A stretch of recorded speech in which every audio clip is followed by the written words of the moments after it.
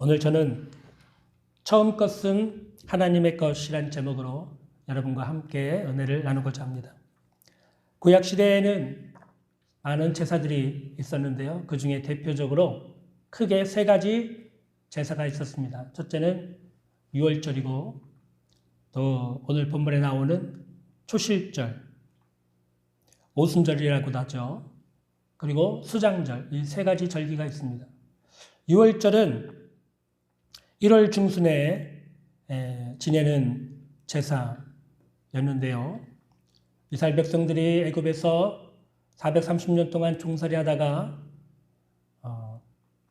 6월절 저녁에 어린 양을 잡아서 그 피를 사람들이 살고 있는 집 문지방에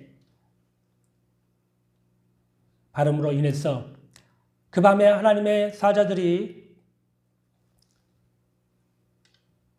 이스라엘이든 애굽이든 나라의 모든 장자들을 쳐서 죽일 때에 어린 양의 피를 문지방에 임방에 바른 그 집은 장자들이 죽지 않고 어린 양의 피를 바르지 않은 애굽의 모든 장자들, 가축으로부터 감옥에 갇혀 있는 장자까지도 다 바로 왕의 장자까지도 다 죽임을 당했는데 그 날을 기념하기 위해서 하나님이 정해주신 절기가 바로 유월절 제사였습니다.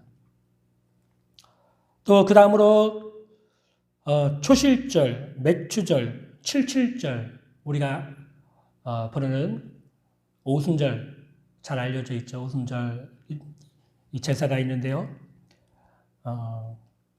3월 초순이나 중순 정도에 해당하는 그 시기에 한 해 농사를 짓고 처음 곡식에 낫을 대서 그 처음 익은 곡식을 하나님의 제단에 바치는 절기. 그리고 칠칠절, 오순절, 우리 교회력으로는 맥추절이라고 해당되는 이런 절기를 지키라고 하나님이 말씀하셨습니다. 또 세 번째는 수장절이 있는데요. 7월달 정도에 해당합니다. 오늘날로 말하면 추수감사절이라고 할 수 있어요. 한 해의 모든 곡식을 다 거둬들인 이후에 하나님께 풍성하게 감사의 예물을 드리면서 기뻐하면서 예배를 드리는 절기가 바로 이 수장절이었습니다. 오늘 우리가 읽은 본문은 초실절, 칠칠절 또는 오순절, 교회력으로는 맥추절이라고 하는 이 절기에 대한 내용을 기록하고 있습니다. 오늘 본문 9절과 10절을 보겠습니다. 여호와께서 모세에게 말씀하여 이르시되 이스라엘 자손에게 말하여 이르라. 너희는 내가 너희에게 주는 땅에 들어가서 너희 곡물을 거둘 때 너희의 곡물의 첫 이삭 한 단을 제사장에게로 가져가라고 말씀하고 있어요. 첫 열매, 첫 곡식의 한 단을 하나님 앞에 가져다가 바치라. 이것이 바로 초실절에 대한 말씀인데요. 민수기 28장 26절에도 초실절, 칠칠절에 대한 말씀이 기록되어 있습니다. 민수기 28장 26절입니다. 칠칠절, 처음 익은 열매를 드리는 날에 너희가 여호와께 새 소재를 드릴 때에도 성회로 모일 것이요 아무 일도 하지 말라고 말씀하고 있죠. 칠칠절, 맥추절, 오순절, 이 절기는 다름이 아니라 한 해 농사를 지었을 때 처음 열매를 거두어서 하나님께 드리는 절기였습니다. 이것의 의미는 무엇일까요? 처음 익은 열매를 드린다. 곡식의 첫 이삭 한 단을 하나님께 바치라. 하나님께서는 왜 첫 열매를 하나님께 드리라고 하셨을까? 첫 열매가 무엇입니까? 아마 벼 농사를 지었으면 벼 한 단이었을 것입니다. 보리 농사면 보리 한 단이었겠죠. 감자면 감자, 고구마면 고구마. 그 첫 열매를 하나님께 드리는 것이 바로 이 초실절, 오순절이 가지고 있는 의미인데요. 농사를 지어본 사람은 아시겠지만 처음 익은 곡식은 농부에게 있어서 굉장히 귀하고 소중하고 사랑스러운 열매입니다. 제가 제천에서 처음 목회를 할 때 그 교회 바로 앞에 밭이 좀 있었어요. 교회가 소유하고 있는 밭이 조금 있었는데 그 밭을 놀릴 수가 없어서 제가 한 번도 농사를 지어본 적이 없었는데 처음으로 고구마 농사를 짓게 됐습니다. 이전에 있었던 목사님들도 그 밭을 고구마 밭이라고 해서 고구마를 그렇게 농사를 지으셨대요. 근데 저는 농사를 한 번도 지어본 적이 없는 사람인지라 주변에 있는 사람들에게 이렇게 아름아름 물어서 고구마 농사를 짓게 됐습니다. 고구마 농사를 여러분 어떻게 짓는지 아세요? 보통 4월 달에 고구마 모종을 삽니다. 그리고 밭을 다 갈아엎어서 고랑을 만들고 비닐을 씌운 다음에 구멍을 뚫고 거기다가 고구마 모종을 심죠. 그리고 물을 주고 또 흙으로 이제 모종을 감싸줍니다. 그러면은 고구마가 알아서 잘 자라요. 별로 이렇게 손을 대거나 뭐 가지를 쳐주거나 그럴 일이 별로 없습니다. 그냥 이렇게 잡풀이 이렇게 자라나면 그것만 이렇게 좀 뽑아주면은 지가 알아서 다 그냥 고구마가 잘 자랍니다. 그리고 나서 11월 정도쯤 되면은 이제 고구마 수확을 하게 되는데요. 제가 처음 고구마 농사를 짓고 수확을 할 때 얼마나 그 고구마를 땅에서 캐면서 신기하고 얼마나 기뻤는지 모릅니다. 그 고구마 수확을 할 때 그 줄기들 있죠? 줄기들을 낫으로 다 먼저 쳐냅니다. 채워놓고 그리고 비닐을 다 걷어낸 다음에 호미를 가지고 이제 그 줄기를 잘라낸 그곳에 밑에다가 호미를 쏙 집어넣고 파면요. 고구마가 그 한 줄기에 주렁주렁 매달려가지고 고구마가 나옵니다. 얼마나 신기한지 몰라요. 처음에 농사를 져봤는데 너무 신기해도 너무 행복했던 그런 기억이 지금도 납니다. 근데 그 고구마 하나하나가 얼마나 귀합니까? 첫 열매예요. 첫 열매. 처음 농사에서 지은 첫 열매. 얼마나 귀합니까? 얼마나 사랑스럽습니까? 예? 근데 하나님께서는 그 첫 열매를 하나님께 드리라고 말씀하신 것입니다. 하나님께서 고구마를 좋아하실까요? 그것은 아니죠. 첫 열매를 드리라. 처음 익은 곡식의 열매를 하나님께 드리라 하는 말씀은 너의 인생에서 가장 귀한 분은 바로 하나님이시다 하는 사실을 가르쳐 주시는 것입니다. 고구마가 처음 익어서 수확하면 그 고구마가 얼마나 사랑스럽습니까? 얼마나 귀합니까? 네? 하지만 하나님이 그보다 더 귀한 분이시기 때문에 그 귀한 것을 하나님께 아낌없이 드리라 하는 것입니다. 여러분, 이것은 믿음이 필요해요. 11조를 드리는 것도 믿음이 필요한 것처럼 첫 열매를 하나님께 드리는 것도 믿음이 필요한 것입니다. 하나님을 경외하는 마음이 필요한 것이죠. 우리는 첫 열매를 하나님 앞에 기쁨으로 드릴 수 있는 믿음을 갖고 신앙생활을 해야 될 줄로 믿습니다. 또 첫 열매를 하나님께 드리라는 또 다른 의미는 첫 열매, 곡식의 처음 단을 하나님께 드림으로 그 제물이 거룩하게 되고 나머지 곡식도 거룩하게 된다는 뜻이 있습니다.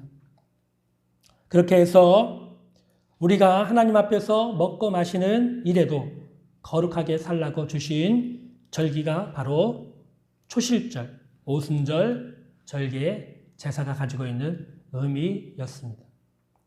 이제 여러분 오순절, 초실절 제사의 의미가 이제 분명하게 이해가 되셨죠? 하나님이 곡식을 좋아해서 바치라고 하신 것이 아니라 그 귀한 열심히 한 해 농사를 지어서 거둔 그 귀한 열매, 그 열매보다도 그 열매를 주시는 하나님이 더 귀하다, 더 소중하다. 경외하는 마음으로 귀한 열매를 하나님께 바치라. 그렇게 함으로 하나님께 드리는 그 예물도 거룩해지고 우리의 삶도 거룩해지도록 하나님께서 첫 열매를 하나님께 드리라고 말씀하신 것입니다. 성경에는 이 초실절, 오순절 외에도 처음 것을 하나님께 바치라고 하는 말씀들이 나오는데요. 이스라엘 백성의 가축도 하나님께서 처음 것은 하나님께 바치라고 말씀하셨습니다. 레위기 27장 26절을 보겠습니다. 레위기 27장 26절. 오직 가축 중에 처음 난 것은 여호와께 드릴 것이라. 소나 양은 여호와의 것이니 누구든지 그것으로 성별하여 드리지 못한다. 소나 양의 첫 새끼는 여호와의 것이라는 거예요. 하나님의 것이라는 것입니다. 여러분, 짐승을 길러본 사람들도 마찬가지일 것입니다. 양을 기르는 목자인데 양이 첫 새끼를 낳았어요. 그러면 그 첫 새끼가 얼마나 귀하겠습니까? 얼마나 사랑스럽겠습니까? 네? 근데 그 귀한 것을 하나님께 바치라. 하나님께서 육식을 좋아하셨기 때문입니까? 양고기를 좋아하십니까? 아닙니다. 하나님께서 짐승의 첫 새끼를 바치라고 하신 것은 하나님을 더 귀중히 여기고 하나님을 경외하라고 하신 뜻입니다. 그로 인해서 나머지 짐승들도 거룩하게 되고 하나님을 믿는 백성들의 삶이 거룩하게 돼서 하나님께서 복을 주시기 위해서 짐승의 첫 새끼를 하나님께 드리라고 말씀하신 것이죠. 또 다른 성경에 보면 하나님께서는 이스라엘 백성들 중에서 처음 난 장자를 다 하나님께 바치라고 말씀하셨습니다. 출애굽기 34장 19절과 20절입니다. 출애굽기 34장 19절 20절. 모든 첫 태생은 다 내 것이며 내 가축의 모든 처음 난 수컷인 소와 양도 다 그러하며 나귀의 첫 새끼는 어린 양으로 대속할 것이요 그렇게 하지 아니하려면 그 목을 꺾을 것이며 내 아들 중 장자는 다 대속할지며 빈손으로 내 얼굴을 보지 말지니라. 이스라엘 장자들을 다 하나님께 바쳐서 대속하라는 것입니다. 그 이유는 14절, 15절에 나오는데요. 출애굽기 34장 14절, 15절. 후일에 내 아들이 내게 묻기를 이것이 어찌 됨이냐 하거든 너는 그에게 이르기를 여호와께서 그 손의 권능으로 우리를 애굽에서 곧 종이 되었던 집에서 인도하여 내실세. 그때 바로가 완악하여 우리를 보내지 아니하며 여호와께서 애굽 나라 가운데 처음 난 모든 것은 사람의 장자로부터 가축의 처음 난 것까지 다 죽이셨으므로 태에서 처음 난 모든 수컷들은 내가 여호와께 제사를 드려 내 아들 중에 모든 처음 난 자를 다 대속하리니. 하나님께서 이스라엘 백성의 모든 처음 난 짐승의 새끼뿐만 아니라 장자들까지도 하나님께 바치라고 말씀하셨는데 바로 이 유월절에 행하신 하나님의 놀라운 구원의 역사를 기억하도록 하기 위해서 하나님이 이런 말씀을 하신 것입니다. 유월절 이스라엘 백성들의 애굽에서 탈출하던 그 유월절 밤에 하나님께서 애굽의 모든 장자들 또 가축의 모든 처음 태어난 것들을 다 죽이셨어요. 그리고 이스라엘 백성들의 장자들은 한 사람도 죽지 않도록 구원해 주셨습니다. 그래서 이 일을 기억하고 이스라엘 모든 장자들을 다 하나님께 바치라. 그들은 하나님의 것이다 라고 말씀하고 있습니다. 그러면 이스라엘 백성들의 장자들을 다 죽여서 하나님께 바쳐야 되느냐? 그렇지는 않죠. 대속하라고 하셨습니다. 대신해서 무언가를 바치라는 것이죠. 성경에 자세히 보면 하나님께서는 이스라엘 장자들 대신에 레위 사람들을 구별해서 하나님께 바치라고 말씀하셨어요. 민수기 3장 41절과 45절입니다. 민수기 3장 41절과 45절. 나는 여호와라. 이스라엘 자손 중 모든 처음 태어난 자 대신에 레위인을 내게 돌리고 또 이스라엘 자손의 가축 중 모든 처음 태어난 것 대신에 레위인의 가축을 내게 돌리라. 이스라엘 자손 중 모든 처음 태어난 자 대신에 레위인을 취하고 또 그들의 가축 대신에 레위인의 가축을 취하라. 레위인은 내 것이라. 나는 여호와니라. 라고 말씀하고 있습니다. 이렇게 해서 레위인들은 이스라엘 백성들을 대신해서 평생 하나님께 바쳐져서 섬기는 거룩한 제사장들로 구별이 되었고 평생토록 성막과 성전에서 하나님을 섬기는 사람들로 하나님께서 특별히 이스라엘 중에서 부르신 사람들이었습니다. 오늘날로 말하면 세상에서 부름을 받은 성도들이라고 할 수 있죠. 오늘날 성도들이 바로 이 구약의 레위인들입니다. 레위인들은 평생토록 하나님 성전을 드나들면서 하나님을 가까이에서 섬기고 제사를 드리고 거룩한 삶을 살아야 했습니다. 구약의 레위인들이 바로 오늘날 부름을 받은 성도들인 것입니다.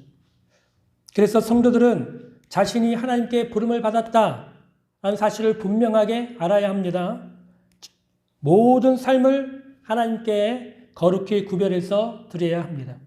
하나님을 날마다 섬기는 삶을 살아야 합니다. 그 일을 위해서 하나님께서는 여러분을 거룩한 성도로 부르신 것입니다. 많은 성도들이 우리는 그렇게 살지 못합니다. 우리가 어떻게 거룩하게 삽니까? 그냥 교회에서 이렇게 왔다 갔다 하시는 목사님들, 목회자분들이나 그렇게 거룩하게 경건하게 사실 수 있지. 우리 세상에서 이렇게 사업을 하고 장사를 하고 그런 사람들이 어떻게 거룩하게 살 수 있습니까? 그렇게 말하는 분들도 많이 계세요. 그런데 그렇지 않습니다. 하나님께서 목회자만을 거룩한 성도로 부르신 것이 아니라 예수 그리스도를 믿고 하나님의 자녀가 된 모든 성도들을 하나님께서 구약의 레위인처럼 구별해서 부르셨다는 사실 여러분 반드시 믿고 아셔야 되는 것입니다. 또 구약의 다른 성경에 보면요. 하나님께서 이스라엘 백성들의 처음 전쟁의 노량물을 다 하나님께 바치라고 말씀하신 기록이 기록되어 있습니다.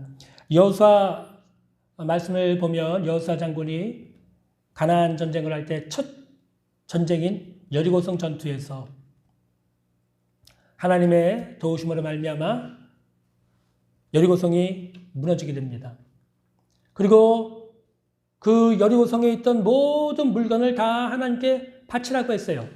근데 하나님께서 바치라고 하는 이 모든 물건에 손을 댄 사람이 있었습니다. 바로 아간이라는 사람이 금과 은덩어리를 보고 또 귀한 의복을 보고 마음속에 탐욕이 일어나서 하나님의 말씀을 저버리고 금덩이, 은덩이를 또 귀한 의복을 자기 장막으로 가져와서 몰래 숨겨두었습니다.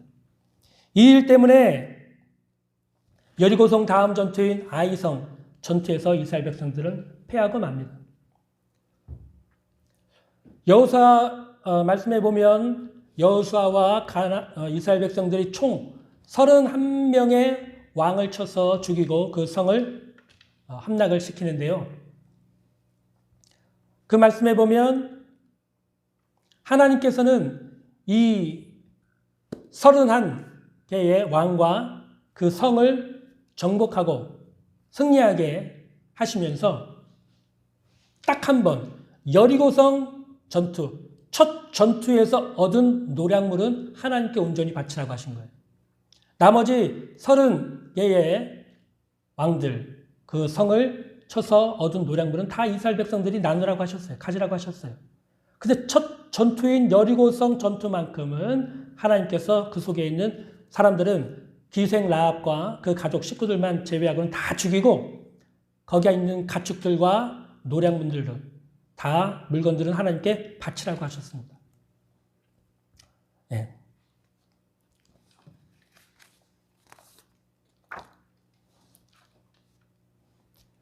결국 아간이 하나님께 바치라고 하신 물건을 도둑질하고 자기 장막에 감췄던 사실이 발각이 되죠. 그래서 아간과 그의 가축들과 식구들, 그에게 속한 모든 것들이 악얼골짜기로 데리고 가서 백성들이 돌로 쳐서 죽이고 큰 무더기를 쌓았습니다.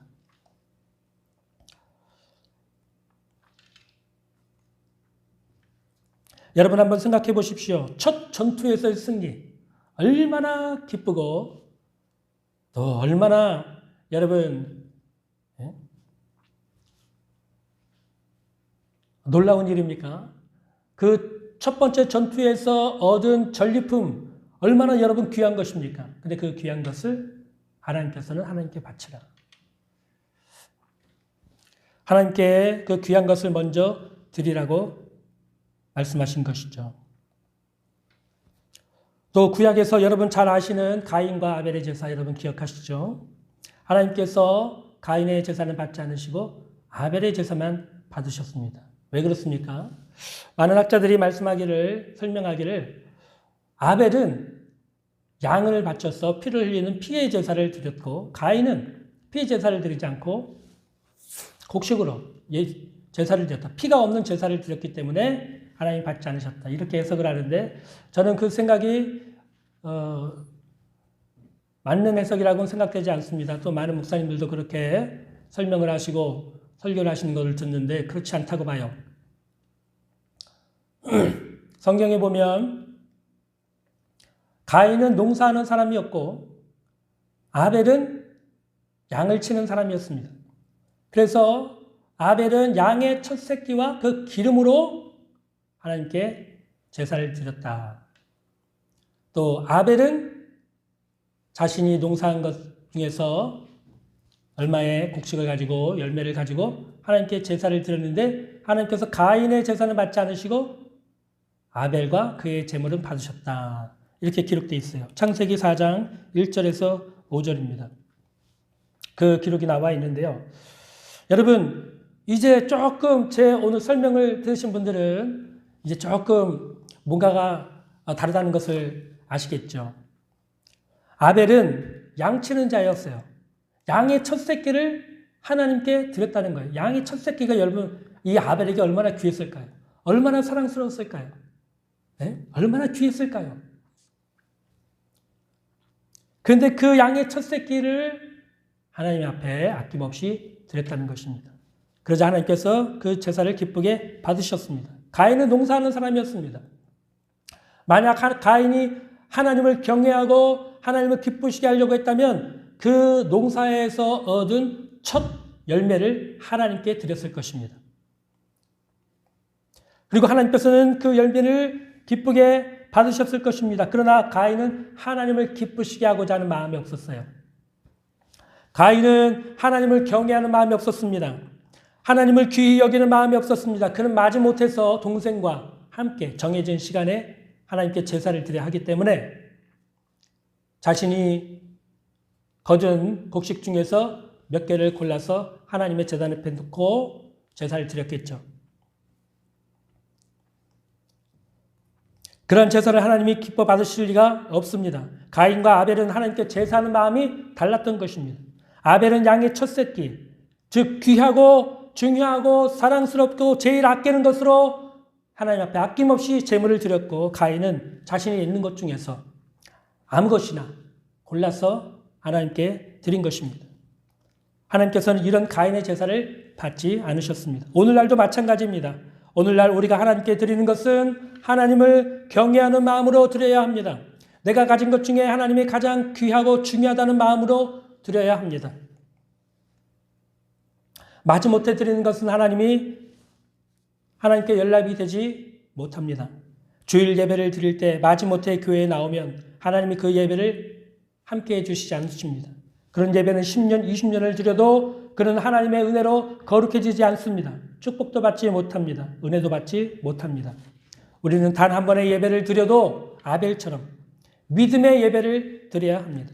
하나님을 경외하는 마음으로, 하나님의 은혜를 사모하는 마음으로 예배할 때 하나님께서 함께 해주시고 은혜도 주시고 축복도 내려주시는 것입니다. 뿐만 아니라 우리가 한 번 더 생각해 봐야 될 것은 하나님은 자신의 첫 아들, 하나님의 장자라고 할 수 있는 예수 그리스도 외아들을 우리를 위해 속죄 제물로 내어주신 것입니다. 예수님이 누굽니까? 이 우주 만물의 창조자이십니다. 만왕의 왕이시고 만주의 주이십니다. 살아계신 하나님의 아들이시고 그분이 바로 하나님이십니다. 그러나 하나님께서는 우리 죄인들을 사랑하시고 죄에서 건져내어 거룩한 하나님의 자녀로 삼으시기 위해 그 외아들을 우리에게 내어주신 것입니다. 그로 인해서 우리는 예수님의 십자가 대속의 피로 거룩해지고 하나님의 자녀가 될 수 있는 것입니다.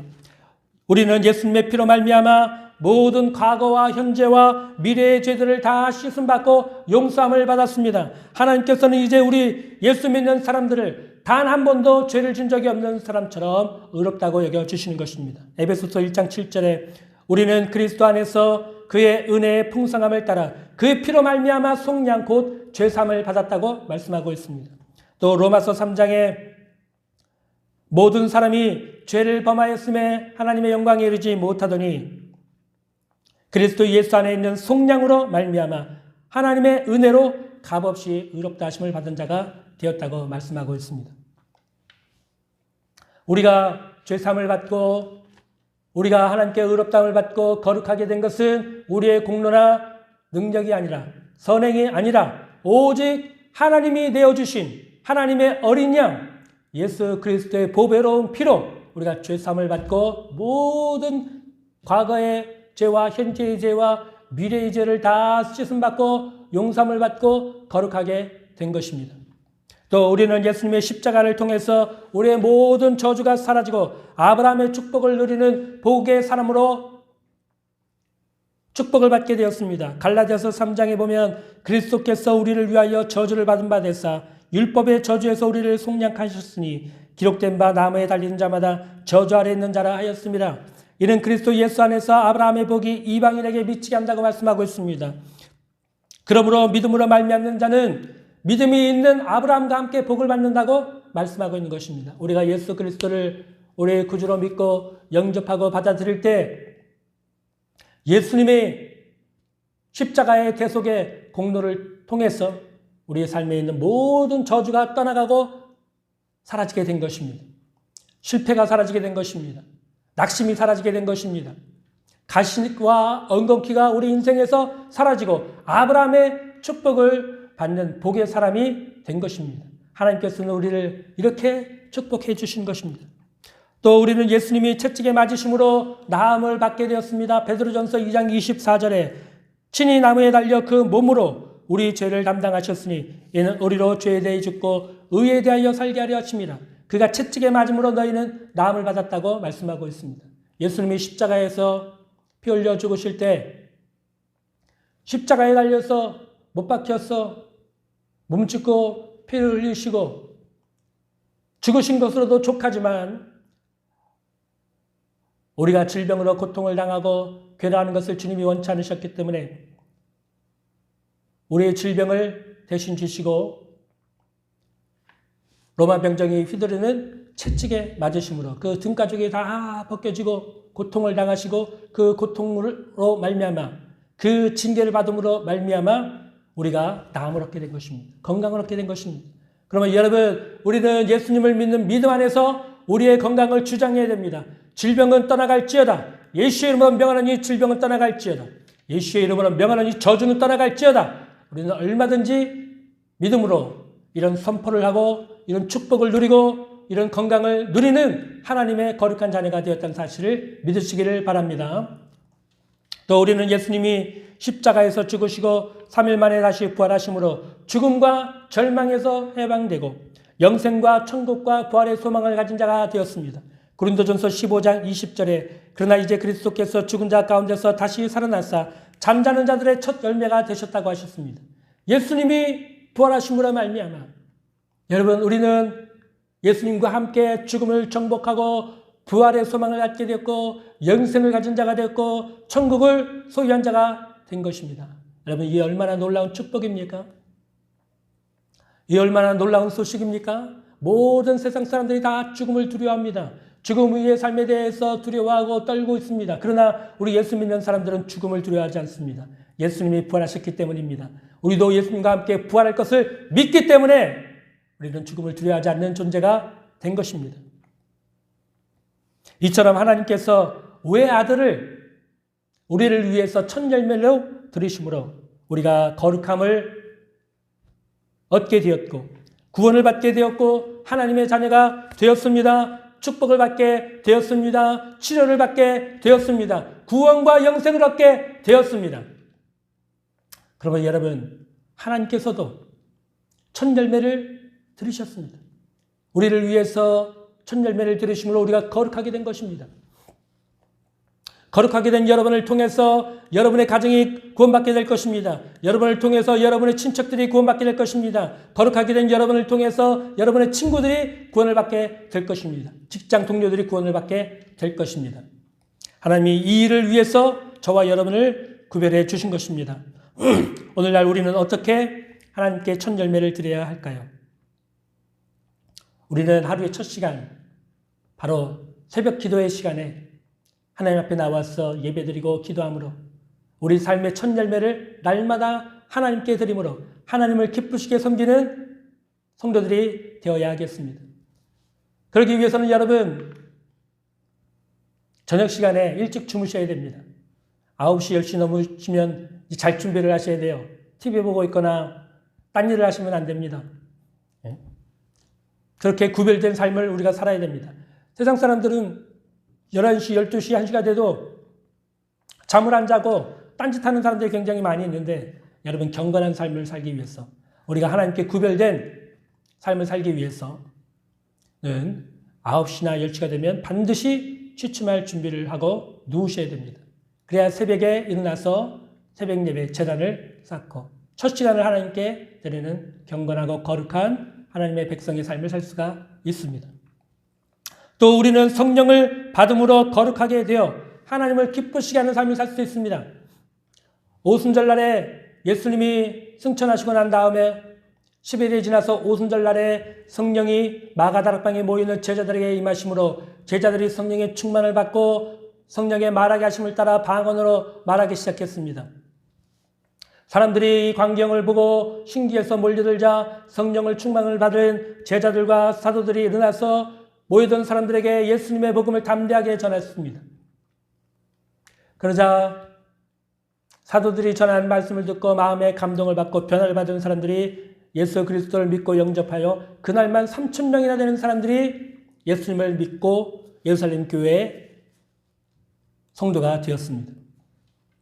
오순절날 성령이 임하심으로 하나님께 드려지는 첫 열매, 거룩한 열매가 하나님께 드려지게 된 것입니다. 여러분, 오늘날도 마찬가지입니다. 우리 성도들이 교회만 왔다 갔다 할 것이 아니라 성령을 받으셔야 합니다. 열심히 기도하고 부르짖고 사모하고 성령님을 인정하고 환영하고 모셔드리고 성령님께 매달려서 성령의 충만함을 받고 성령의 은사를 받고 성령의 인도함을 받아 하나님의 자녀들이 되어야 되는 것입니다. 성령을 받아야지 진짜 하나님의 자녀지, 성령을 받지 않고 교회만 왔다 갔다 해서는 참 하나님을 믿는 성도라고 할 수가 없는 것입니다. 로마서